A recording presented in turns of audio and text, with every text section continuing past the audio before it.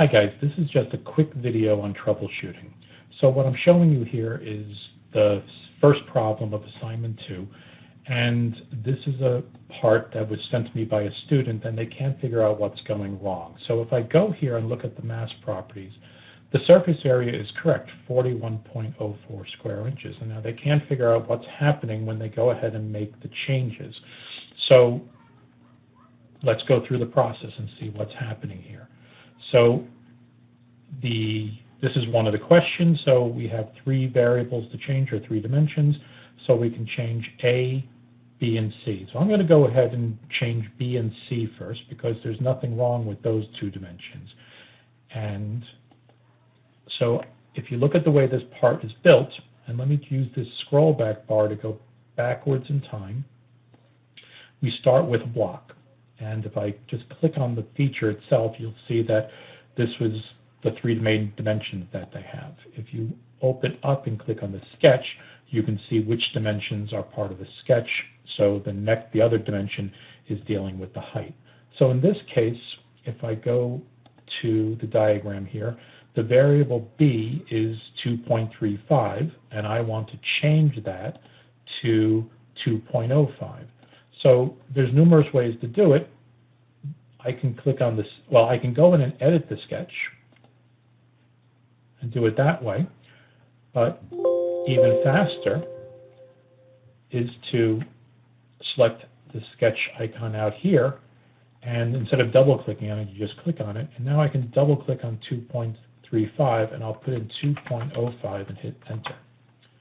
And then if I click somewhere in the graphics window, you'll notice something. Nothing happened to the part, but you will notice that there's this stoplight here that's telling you you need to rebuild the part. So that's up here, and you can either click on the button or use the keyboard shortcut Control-B. So I'll click on that, and the part changes. All right, so now we're going to go down through here, make the cutout through the top, cut out through the bottom, make the hole, cut out through this side. This is the next part that we need to change. So let's go into the diagram, and that's the width of the cutout. So it is right now, it should be 1.45, and I want to change that to 1.1. So let's select that.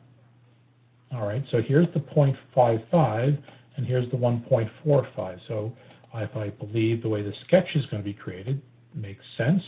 So I'll select the sketch, double click here, I'll make it 1.1, and I'll go enter. And again, if I click here in the graphics window, you won't have updated, so I'll do the rebuild. All right, so that looks okay. So let's deal with the last part now. So if I come down here and pull this down, here, let me zoom in here a little bit. At the start, A is equal to 2, and this is 1.6, so this height is 0.4. So if I go here and click on the extrude, now we see where the root of the problem is. It's the way this feature has been dimensioned. So if I go ahead now and make the change to the boss extrude here, right, the initial one, where this dimension is 2, and so I'll double click on the 2, I'll go 1.9 and hit enter, and I'm click here in the graphics window. Again, it hasn't been rebuilt, so I'll rebuild it. Now again, of course, I could have just gone back into the boss extrude and edit and have changed this value from 2 to 1.9. I figured I'd just show you some shortcuts. All right, so now let's take a look at what the dimensions are. I'll go into the measure tool. Now, by the way, sometimes your measure tool might show up like this. You just click on this little down arrow to show the whole thing, and we're going to measure from here to here, and the distance is 1.5. So there's the problem with this part. So the way we're going to fix that so that it doesn't happen again, say this was a part that was going to be changed numerous times, we'll go back and edit the way this sketch was created. So we'll go edit sketch. I'm going to delete that dimension, and I'll put in a new smart dimension where I go from here to here, and we'll make that 1.6. Say OK. Rebuild, and we have the part. Okay, so we've corrected this problem. Now let's just go through and troubleshoot and make sure that there's no other errors here. These are the main dimensions that we need to worry about. So we have 1.6, so we've fixed that one, but what about 1 and 0.5 over here? These are both dimensions that are susceptible to changes in the overall height. 0.5, let's double check what the value is. So this should be 0.5, good. And then the height from here to here is supposed to be 1. So we're off by 1/10. So let's take a look at how this part was built. So I believe it's this one. Now this one's a little bit trickier.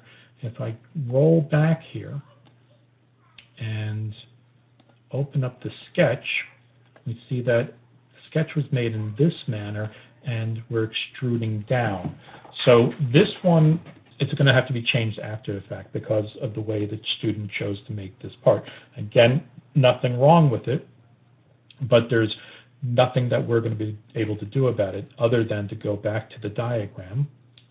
So if A now is 1.9, the depth that we're going down here has to be 1.9 minus 1 is going to be 0.9. So if I click over here and we take a look at what the depth was, sure enough the depth is 1. So we'll double click here and I'll change that depth to 0.9. And I'll click up here to reload the part, and I'm going to rebuild the part completely. All right, so now we should have the correct mass, but to do that, we're going to have to change the material. So I'll right-click.